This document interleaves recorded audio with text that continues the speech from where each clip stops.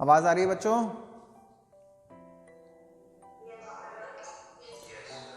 चलिए आज हम स्टार्ट करते हैं, डिस्कस करते हैं कुछ important questions chapter why do we fall ill के। Chapter why do we fall ill. सबसे पहला क्वेश्चन है जो मैं आपको पहले भी बता चुका हूं कि डिजीज फ्री और हेल्दी में बहुत डिफरेंस होता है। आपको अगर याद हो तो डिजीज फ्री और हेल्दी में डिफरेंस बहुत ज्यादा होता है। तो यहां पर क्वेश्चन आता है बीइंग डिजीज फ्री। जैसा मैंने आपको पहले पढ़ा हुआ है, being disease free does not mean a person is healthy, not the same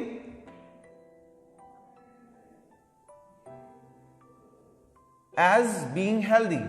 मतलब आपका ये क्वेश्चन आपका पुराने क्वेश्चंस में से एक क्वेश्चन है कि आपका जो अगर डिजीज फ्री हैं आप, इसका मतलब हेल्दी हैं या नहीं है, उसका रीजन आपको देना है। Being disease free not the same as being healthy, इसका मतलब क्या होता है? इसका मतलब ये है कि आप डिजीज फ्री हैं बट आप हेल्दी नहीं हैं, या आप हेल्दी हैं, वो आप कैसे मीन सफर करेंगे? तो बीइंग डिजीज फ्री का मतलब होता है कि we are not suffering from any disease. Any disease का मतलब हमारी बॉडी में कोई भी पैथोजन नहीं है।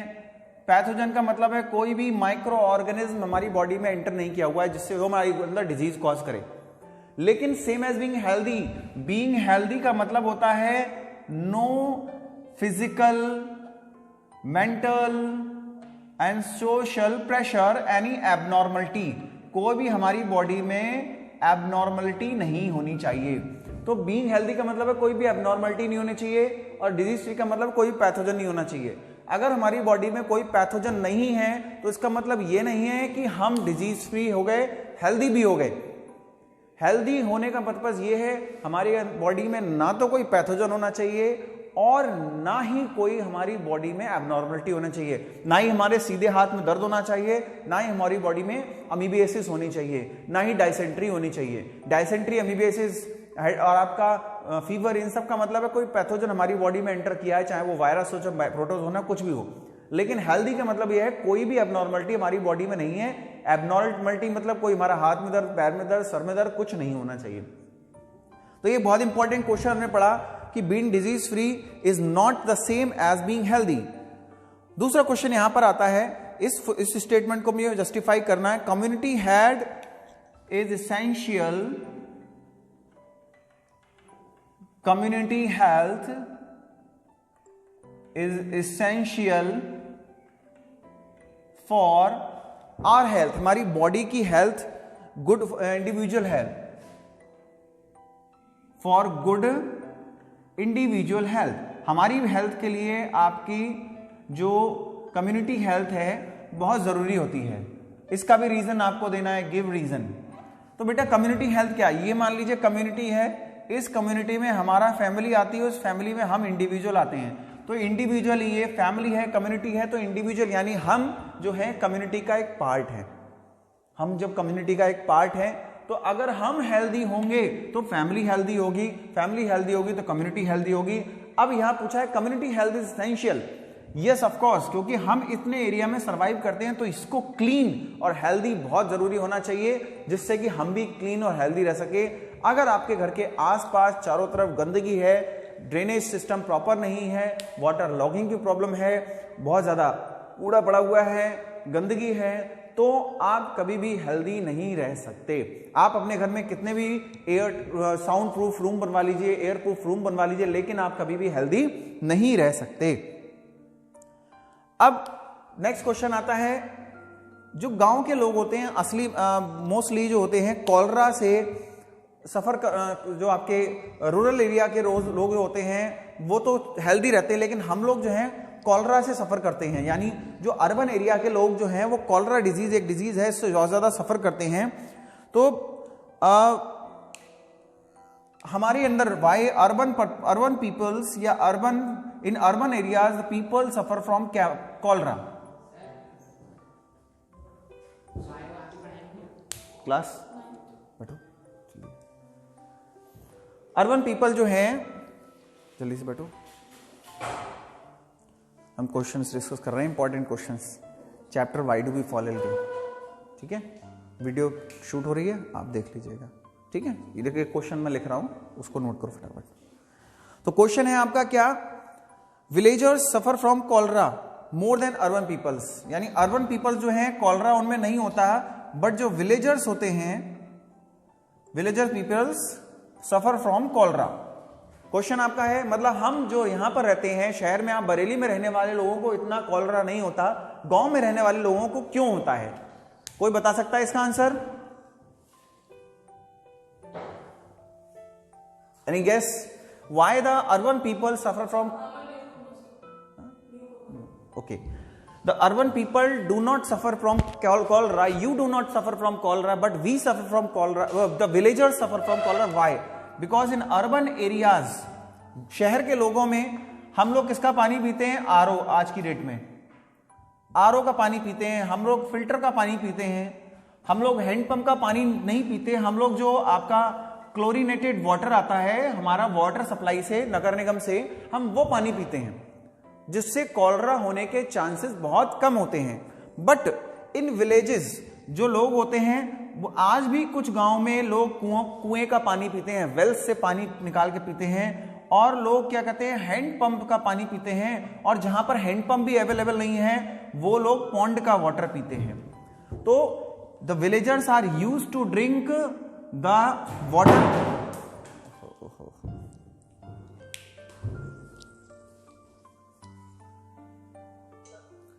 So, हम बात कर रहे थे why do the urban peoples do not suffer from cholera while the villagers suffer from cholera?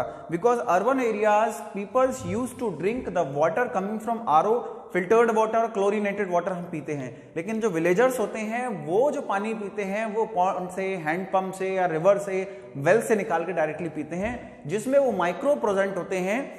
Microbe कौन सा? Cholera suffer from, cholera disease जो है आपकी एक माइक्रोब जिसका नाम है, कोई बता सकता है इसका पैथोजन कौन हो सकता है?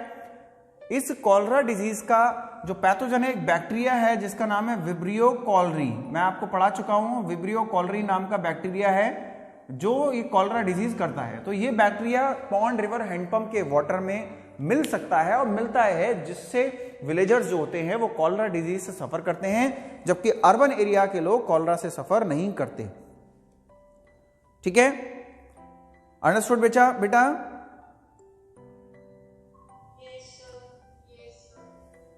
ओके, और क्वेश्चंस यहां पर हैं। मान लीजिए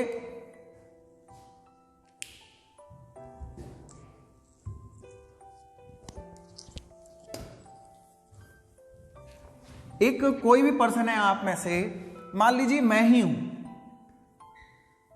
डॉक्टर के पास गया। क्यों गया साहब? मैं डॉक्टर के पास गया, डॉक्टर ने क्या किया, मैं सफर कर रहा हूं किससे? कोल्ड से। मेरे को कोल्ड भी हो रहा है, मेरे को फीवर भी हो रहा है। ठीक है, कोल्ड भी हो रहा है, फीवर भी हो रहा है, और थ्रोट इन्फेक्शन भी है, मेरे को थ्रोट इन्फेक्शन भी हो रहा है।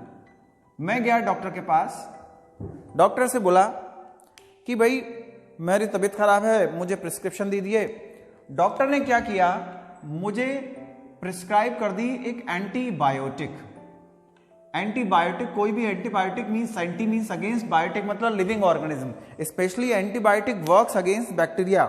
ध्यान रखिएगा, antibiotics works against bacteria, not against the viruses. तो यहां पर क्वेश्चन आता है, कौन सा ऐसा पैथोजन होगा जिसने मेरे अंदर ये कोल्ड और या थ्रोट इन्फेक्शन कॉज किया है? Can anybody give the answer? Pathogen for cold and fever, pathogen for throat infection. तो बच्चों, जो कोल्ड होता है this is a viral infection, मतलब ये डिजीज जो होती है कॉज होती है किससे? वायरसेस से। और थ्रोट इन्फेक्शन किससे होता है? थ्रोट इन्फेक्शन होता है बैक्टीरिया से, बैक्टीरियल डिजीज से, बैक्टीरिया से कॉज होता है थ्रोट इन्फेक्शन आपका। ठीक है, तो यहां पर आपके पैथोजन पता चल गए। कोल्ड का क्या पैथोजन है? कोल्ड का पैथोजन है वायरस, और जबकि थ्रोट इन्फेक्शन का पैथोजन है आपका बैक्टीरिया। नेक्स्ट आपका है what is the mode of action of antibiotic? Mode of action of antibiotic, किसी भी एंटीबायोटिक का मोड ऑफ एक्शन क्या होता है? तो जिससे कि मैं रिकवर हो जाऊं जल्दी से कोल्ड से भी, बट अगर मैं कोल्ड से रिकवर हो भी गया, mode of infection of antibiotic, action of antibiotic क्या होता है? एंटीबायोटिक किस पे वर्क करती है? तो जो आपकी आज का आंसर क्या लिखेंगे, जो एंटीबायोटिक होती है वो वर्क करती है किस पे? बैक्टीरियल इन्फेक्शन पे। क्वेश्चन आपका बैक्टीरियल, जो आपका आंसर मैंने आपको पहले बताया था, antibiotic works against the bacteria only, not against the viruses. So antibiotic work against bacteria, not against the viruses. तो हमारा जो डॉक्टर है, हमारा बैक्टीरिया किल हो जाएगा, लेकिन क्या होगा? आपका वायरस किल नहीं हुआ। यानी मैं थ्रोट इन्फेक्शन से तो ओवरकम हो गया, लेकिन आपका जो आपका कोल्ड है उससे ओवरकम नहीं हुआ। तो अगर इसका अपोजिट हो जाए, क्या अपोजिट हो जाए? अगर मुझे अभी भी स्टिल थ्रोट इन्फेक्शन है, बट थ्रोट इन्फेक्शन तो है लेकिन कोल्ड नहीं है, इसका मतलब क्या हुआ? थ्रोट इन्फेक्शन है मतलब बैक्टीरियल इन्फेक्शन है, कोल्ड नहीं है, इसका मतलब वायरल इन्फेक्शन हमारा ठीक हो गया है। तो अगर मेरे के अंदर कोल्ड है but I still had throat infection, what would a doctor continue the antibiotic further? क्या डॉक्टर जो है फिर से एंटीबायोटिक कवर करेगा? मतलब फर्दर आपका ये आपका आंसर इसका था। यहां पर क्या होगा? डॉक्टर क्या मेरे को क्या प्रेफर करेगा? डॉक्टर क्या प्रेफर करेगा? एंटीबायोटिक करेगा या नहीं करेगा? क्या बताएंगे आप लोग? Doctor will prefer antibiotic for me और not? Yes, of course, yes, doctor will prefer antibiotic against.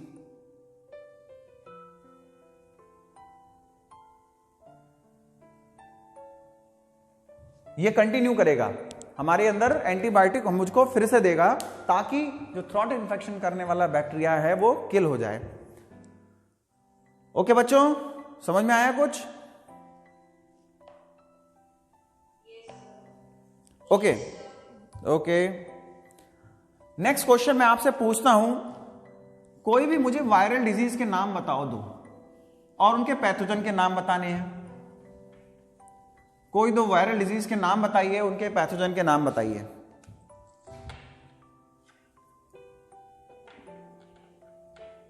कोई भी बता सकता है? कोई दो वायरल डिजीज?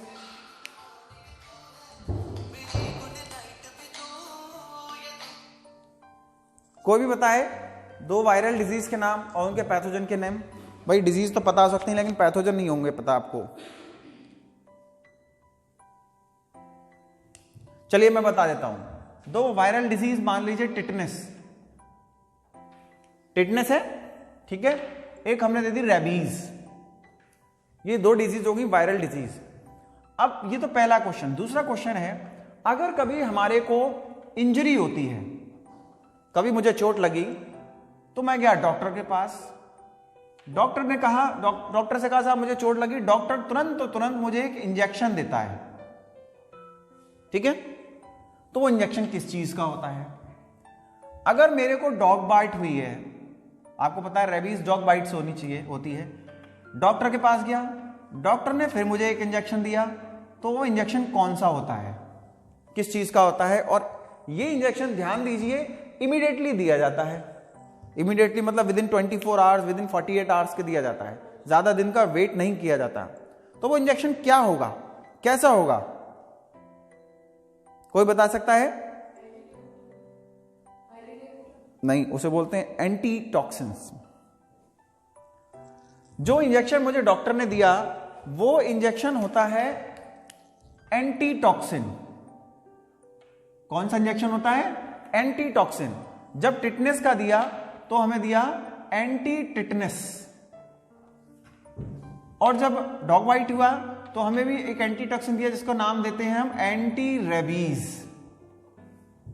क्या होता है जब कभी इंजरी हुई, इंजरी से क्या होता है, हमारे अंदर एक वायरस एंटर करता है, इसका नाम है बैक्टीरिया एंटर करता है, इसका नाम है साल्मोनेला टिटनाई।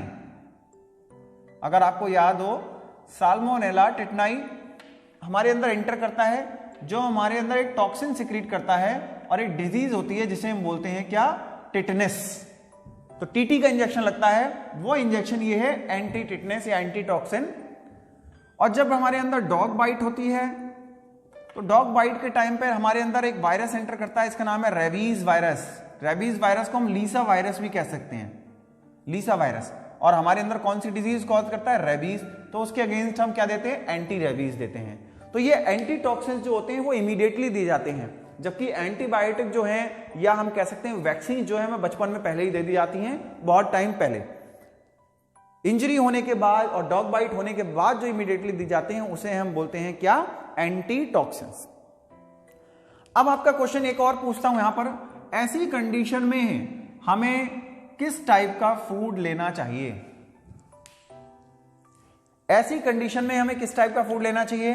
ऐसी कंडीशन में हमें ब्लेंडेड और नॉरिश्ड फूड लेना चाहिए, ताकि हमारी बॉडी में रिकवरी जल्दी से हो सके और ये वायरस और बैक्टीरिया जो है वो ज्यादा काम ना कर सके और हमारे अंदर, ब्लेंड का मतलब मिक्स्ड, नॉरिश्ड मतलब नॉरिशमेंट वाला, पोषक, नॉरिश न्यूट्रिएंट्स ज्यादा उसमें। ठीक है, समझ में आया बच्चों? बच्चों समझ में आया? ओके, चलिए एक क्वेश्चन हम और पढ़ते हैं, पूछता हूं आपसे। डॉक्टर्स कहते हैं और हमें भी पता है, preventions are better than cure. Question यहां पर आपका आता है, preventions are better than cure. ठीक है, इस स्टेटमेंट को जस्टिफाई करना है, इसको जस्टिफाई करना है। क्या जानते हैं प्रिवेंशंस के बारे में? बेटर देन क्योर क्यों होती हैं? क्योंकि सबसे पहला पॉइंट, हमारी बॉडी के जो फंक्शंस होते हैं, body functions could not recover, body के फंक्शंस को हम रिकवर नहीं कर सकते जल्दी से, जो डैमेज हो गए और कंप्लीटली, जो भी हमारा बॉडी फंक्शन जो भी डैमेज हुआ है वो कंप्लीटली रिकवर नहीं हो सकता।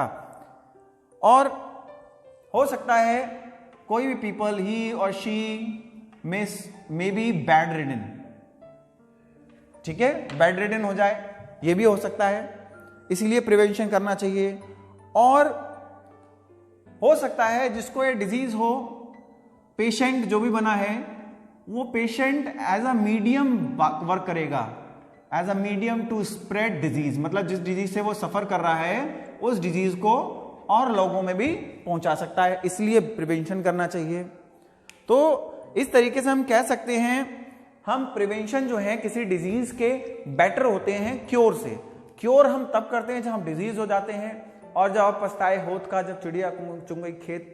अब आप क्या करेंगे, जब आपको एक बार डिजीज हो गई है तो उससे हमें बचना चाहिए।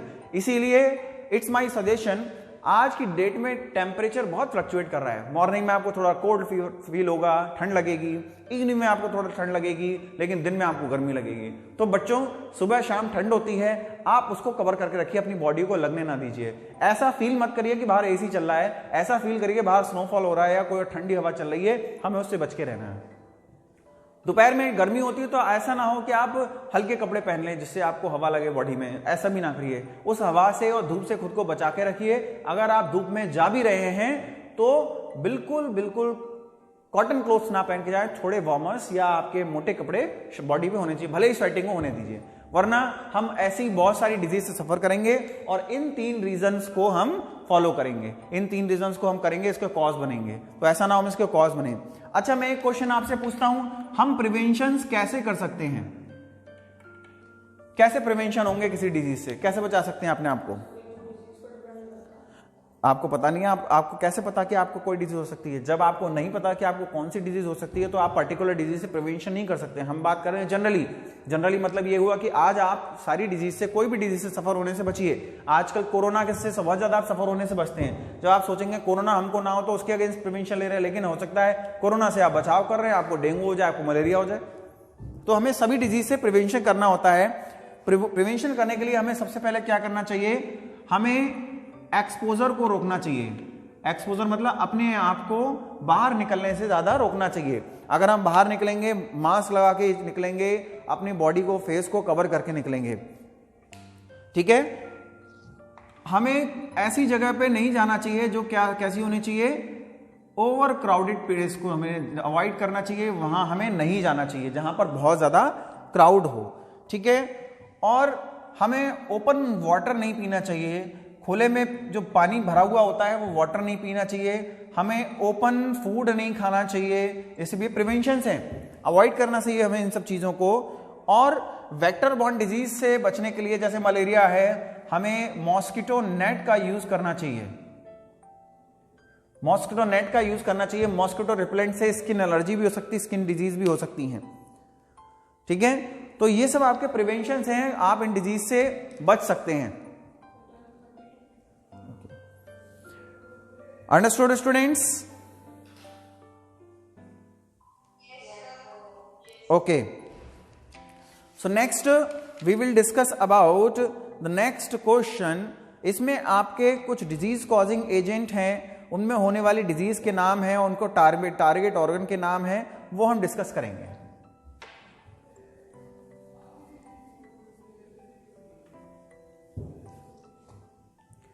देखिए यहां लिखते हैं हम डिजीज का नाम, ठीक है। डिजीज के नाम के बाद हम लिख सकते हैं उसका पैथोजन या माइक्रोब जिससे वो कॉज होती है। उसके बाद हम क्या लिखते हैं? उसके बाद हम लिखेंगे कोई भी टारगेट ऑर्गन जिसमें वो इंफेक्शन करती है। टारगेट ऑर्गन के बाद हम ट्रांसमिशन का मोड लिखेंगे जिससे वो फैलती है, मोड ऑफ ट्रांसमिशन।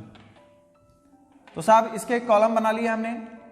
अब हम किसके बारे में डिस्कस करेंगे? सबसे पहली डिजीज यहां पर दे रखी है आपकी मेनिंजाइटिस या मेनिंजाइटिस के नाम से आप जानते हैं। कॉमनली इसको हम बोलते हैं दिमागी बुखार। तो मेनिंजाइटिस एक वायरल डिजीज है। कैसी डिजीज है? वायरल डिजीज है, यानी वायरस से फैलेगी। टारगेट ऑर्गन क्या होता है? ये दिमागी बुखार है तो दिमाग में होता है, यानी हमारे ब्रेन में होगा। मोड ऑफ ट्रांसमिशन क्या होता है? ये फीकल मैटर के थ्रू होता है, फीकल कंटामिनेशन। फीकल मैटर के थ्रू फैलता है। कंटामिनेटेड फीकल मैटर अगर हवा में मिल जाए तो हमारे फूड पार्टिकल्स पे या वाटर सोर्सेज पे पहुंच जाता है, उस पे बैठ जाता है, जिससे हेल्दी पर्सन की बॉडी में ये एंटर कर जाएगा। दूसरा हेपेटाइटिस। हेपेटाइटिस लिवर में होने वाली डिजीज है और इसका कॉज भी क्या होता है? हेपेटाइटिस बी वायरस से कॉल होती है। हेपेटाइटिस बी वायरस या हेपेटाइटिस वायरस होता है, इसका लिवर में होती है हमारे हेपेटाइटिस। मोड ऑफ ट्रांसमिशन क्या होता है इसका? मोड ऑफ ट्रांसमिशन होता है contaminated water. Contaminated water, contaminated water हमें नहीं पीना चाहिए कभी भी। खुला हुआ पानी या गंदा पानी, रखा हुआ पानी, ओपन वाटर हमें नहीं पीना चाहिए। नेक्स्ट डिजीज है जिसका नाम है ट्यूबरकुलोसिस। इसको शॉर्ट में हम बोलते हैं टीबी। कोई बता सकता है इसका पैथोजन किससे होती है डिजीज? कोई बता सकता है? वेरी गुड, बैक्टीरियल डिजीज है, बैक्टीरिया से होती है। इसका टारगेट ऑर्गन क्या होता है? हमारे लंग्स। और ये किससे फैलती है? कंटैमिनेटेड एयर से फैलती है। वो एयर जिसमें टीबी से सफर करने वाले, कॉज होने वाले कोई भी पेशेंट की बॉडी से कफलेट्स या ड्रॉपलेट्स निकली हैं माउथ से बाहर और वो एयर में फैल गई हैं, और वो एयर क्या होता है? हमने इनटेक कर ली। तो ये मोड ऑफ ट्रांसमिशन हो गया इस डिजीज का। नेक्स्ट जो फोर्थ डिजीज हम पढ़नी है वो है आपकी रिंग वॉर्म। किससे होती है रिंग वॉर्म? रिंग वॉर्म एक फंगस डिजीज है। किससे होती है? फंगस से होती है। इसका जो आपका टारगेट ऑर्गन क्या है? हमारी बॉडी का लार्जेस्ट ऑर्गन। ध्यान दीजिए, मैंने बोला हमारी बॉडी का लार्जेस्ट ऑर्गन। हमारी बॉडी का लार्जेस्ट ऑर्गन है स्किन। इससे बड़ा कोई ऑर्गन नहीं है। हमारी बॉडी की लार्जेस्ट ग्लैंड है लिवर, इससे बड़ी कोई ग्लैंड नहीं है। तो हमारी स्किन पे फैलने वाला डिजीज है, और ये किससे फैलती है? इनडायरेक्ट कांटेक्ट से फैलती है। इनडायरेक्ट कांटेक्ट अगर किसी पर्सन से भी, हवा से भी फैल सकती है, और किसी पर से पेशेंट के अगर कांटेक्ट में आ गए तो उससे भी फैल सकती है। इसलिए कोई पर्सन अगर रिंगवॉर्म से सफर कर रहा हो तो हमें उसके कपड़े, उसके यूज करने वाला टॉवल्स या उसका बेड अलग कर देना चाहिए। हमें उसके पास ज्यादा नहीं जाना चाहिए, ताकि वो जो है, हम जो है उस डिजीज से सफर ना कर पाए। नेक्स्ट डिजीज है बच्चों आपकी इन्फ्लुएंजा। सभी को पता होगा इन्फ्लुएंजा के बारे में। कोई बताएगा ये डिजीज किससे फैलती है? कोई बता सकता हो? ये डिजीज भी फैलती है वायरस से, इन्फ्लुएंजा वायरस से। इसका टारगेट ऑर्गन क्या होते हैं? कॉमन कफ एंड कोल्ड किससे में होती है? कॉमन कफ एंड कोल्ड आप बोलते हो तो उसमें कौन सा हमारा बॉडी का ऑर्गन सबसे ज्यादा अफेक्टेड होता है? हमारा रेस्पिरेटरी सिस्टम, हमारे लंग्स अफेक्टेड होते हैं। मोड ऑफ ट्रांसमिशन होता है किससे? कंटेमिनेटेड एयर से। जो हमारी कंटेमिनेटेड एयर जिसमें वो एक पेशेंट की कफलेट और ड्रॉपलेट्स मौजूद हों, उससे ये होता है। नेक्स्ट डिजीज हम पढ़ते हैं डेंगू। डेंगू फीवर, बताओ ये इसका माइक्रोब क्या होता है? किससे फैलती है? ये कैसी डिजीज है? ए स्प्रेड माइक्रोब जिससे फैलती है उसका नाम है फीमेल एनोफिलीज मॉस्किटो। लेकिन इसका पैथोजन क्या होता है? इसका पैथोजन एक प्रोटोजोन है जिसका नाम मैं आपको बता चुका हूं, प्लाज्मोडियम। अब इसका इसका नहीं होता, ये मॉस्किटो बाइट से फैलती है। डेंगू का बैक्टीरिया होता है, किससे फैलेगी? एनोफिलीज मॉस्किटो से।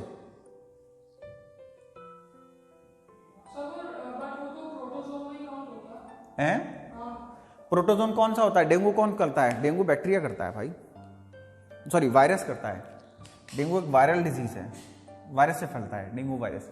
इसका टारगेट ऑर्गन कौन होता है डेंगू का? हमारी पूरी बॉडी इसका टारगेट ऑर्गन होती है। और इसका मोड ऑफ ट्रांसमिशन क्या होता है? मोड ऑफ ट्रांसमिशन हम लिखेंगे मॉस्किटो बाइट। कौन सा mosquito? Female Aedes mosquito. Aedes mosquito इसमें बाइट करता है। मलेरिया में करता है फीमेल एनोफिलीज मॉस्किटो। तो ये मोड ऑफ ट्रांसमिशन हो गया। समझ में आया बच्चों? अगर यहां पर हम मलेरिया डिजीज और पढ़ते हैं लास्ट, मलेरिया डिजीज किससे फैलती है? ये एक प्रोटोजोन से फैलती है जिसका नाम है प्लाज्मोडियम। और ये इसका टारगेट ऑर्गन क्या होता है? बॉडी, पूरी बॉडी पे करती है इफेक्ट। ये भी मॉस्किटो बाइट से फैलती है, लेकिन कौन सा? Female anopheles mosquito. ओके बच्चों, समझ में आया? किसी का कोई डाउट, कोई प्रॉब्लम?